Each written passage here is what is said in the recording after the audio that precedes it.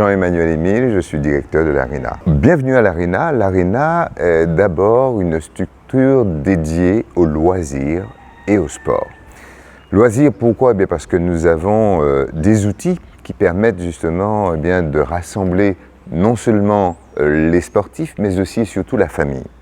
Ce projet qui est né il y a déjà quelques années, qui a vu le jour en Guyane avec le Soccer Time que nous gérons également, avec 3 terrains de foot à 5, se développe ici avec celui que l'on appelle le vaisseau amiral, qui est l'Arena.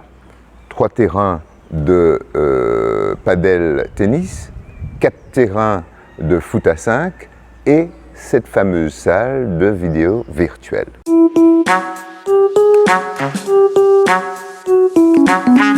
Nous avons une belle surface sur 1 hectare où nous avons non seulement des choses qui sont déjà réalisées, nous avons des choses qui sont en cours de réalisation et bien évidemment le projet n'est pas fini car il y a d'autres choses aussi intéressantes qui attendent la Martinique. Dans ce projet, nous avons, puisque la demande est une demande réelle et aussi attendue, une salle de musculation, une salle où nous allons donner la possibilité à tous et chacun de se remodeler, si j'ose dire, et que nous avons confié à Mada CrossFit, qui sont selon nous les meilleurs sur le département en termes donc d'activités sportives, mais aussi dans le coaching, dans l'accompagnement physique. Et nous avons ce projet aussi tant attendu qu'est l'arrivée du plus grand karting électrique de la Caraïbe que nous verrons bientôt sur la ville de Chelcher et qui pourra accueillir la population, tous ceux qui ont envie justement de cet exutoire après ces moments de confinement qui nous ont un petit peu marqués.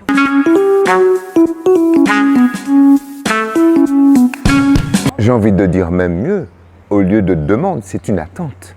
Car, c'est vrai, avec la situation sanitaire que nous connaissons, nous nous sommes retrouvés malgré nous un petit peu retenus, pour ne pas dire emprisonnés. Et nous avons justement des gens qui nous disent, avant confinement, il n'y avait pas d'activité aussi importante et développée sur le territoire de la commune de Chelcher, et même dans cette partie nord-Caraïbe, l'arrivée de l'Arena, c'est vraiment l'exutoire, ce que l'on attendait. Et je crois que les Chelcherois, les Chelcheroises, mais les Martiniquais, s'en rendent compte, c'est un bel outil. Alors nous avons autour de moi une équipe dynamique, des animateurs, nous avons également des conseillers, nous avons des opérateurs qui accompagnent justement tous ceux et toutes celles qui soit ne connaissent pas encore certaines activités, comme le padel qui est vraiment en plein développement. Nous avons aussi des coachs qui sont des coachs privés, qui peuvent aussi accompagner ceux qui le souhaitent à leur demande, leur formation et leur évolution.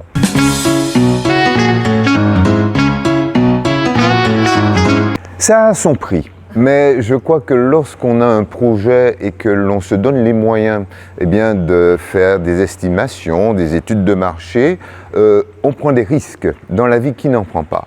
C'est vrai que ce projet ne date pas d'hier, il a été mûrement réfléchi, mûrement aussi accompagné par les banques et tous ceux auxquels nous avons fait appel. Mais je crois que c'est d'abord un projet privé qui a toute sa place et qui, selon moi, va faire des émules, va aussi se développer parce que nous avons encore d'autres prétentions sur le département de la Martinique, mais également sur les départements voisins, voire un petit peu plus loin encore. Mais bien évidemment, nous sommes soumis à des réalités qui sont des réalités sanitaires, des réalités de la vie. Nous allons bien sûr nous adapter.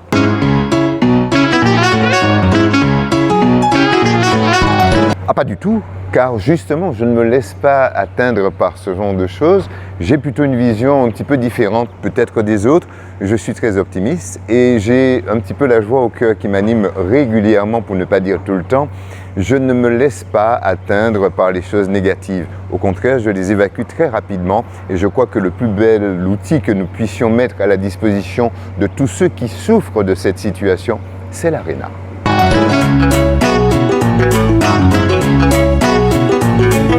Bien, l'avenir appartient à ceux qui se lèvent tôt. Je me réveille très tôt le matin, mais je crois, pour être sérieux, que nous devons prendre conscience des réalités. Il y a une réalité qui est cette pandémie, il y a une réalité qui est bien cette situation que nous connaissons, parce qu'elle n'est malheureusement pas terminée, même si les choses vont s'améliorant, mais nous avons espoir justement de jours meilleurs, et c'est pour cela que nous disons que nous ne voulons pas rester sur une note négative, mais plutôt voir dans l'avenir des jours meilleurs, souriants, des jours ensoleillés, des jours où nous allons reprendre progressivement des activités dites normales et entre autres des activités physiques. Car c'est vrai, nous avons tous et toutes besoin d'activité physique, nous avons et nous le recommandons, et d'ailleurs les médecins eux-mêmes le disent, pour le bien-être, l'activité physique est fondamentale.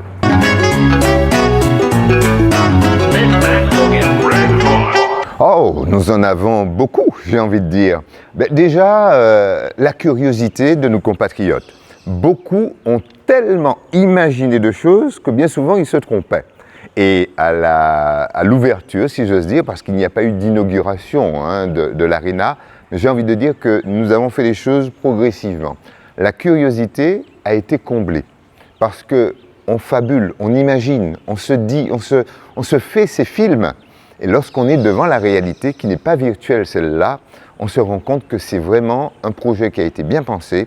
Et je veux ici saluer, en tant que directeur, le groupe qui l'a pensé, le groupe Régis Constant, monsieur et madame Régis Constant, qui font non seulement de cet outil un moyen de communication, un moyen également de fédérer autour d'une belle activité qu'est le padel, le foot ou encore la réalité virtuelle, le plus grand nombre. Et ce plus grand nombre, c'est la famille. Et j'ai envie de dire que dans les anecdotes, la famille martiniquaise a de quoi désormais se retrouver autour de toutes ces activités. Et pour répondre plus précisément donc à votre question, je me souviens, lorsqu'on a monté ces terrains, avec mes collaborateurs, avec aussi les techniciens spécialement venus pour installer ne serait-ce que cette moquette que vous voyez là, ce qu'on appelle la pelouse, on l'appelle la moquette. Un homme comme moi a été très surpris de découvrir une araignée de la largeur de ma main. Mais cette araignée a traversé les océans, car cette moquette, cette pelouse nous arrive de très loin, et j'avoue que c'est une des rares fois où Dame Nature m'a un petit peu surpris. Ça, c'est clair. Une araignée de cette taille, je n'en avais jamais vu, à part notre matoutou falaise traditionnelle, qui était bien petite.